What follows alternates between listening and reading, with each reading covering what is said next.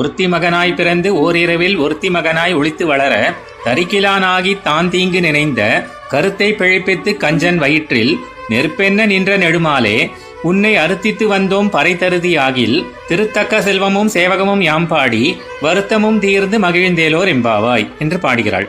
கீழ்ப்பாட்டில் மங்களாசாசனம் பண்ணின ஆய்ச்சியரை நோக்கி கண்ணபிரான், பெண்காள், நம்முடைய வெற்றிக்கு பல்லாண்டு பாடுகை உங்களுக்கு இயற்கையாகவே அமைந்துள்ளது.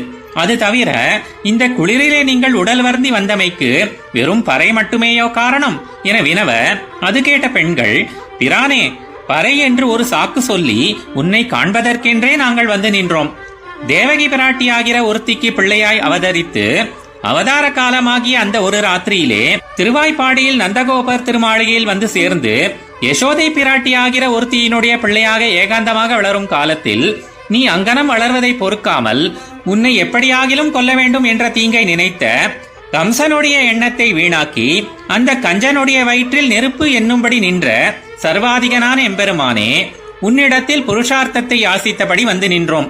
எங்களுடைய மனோரதத்தை நிறைவேற்றி தருவாயாகில் பிராட்டி விரும்பத்தக்க உன்னுடைய சம்பத்தியும் வீரியத்தையும் நாங்கள் பாடி உன்னை பிரிந்து படுகிற துயரம் நீங்கி மகிழ்ந்திடுவோம் என்கின்றனர்.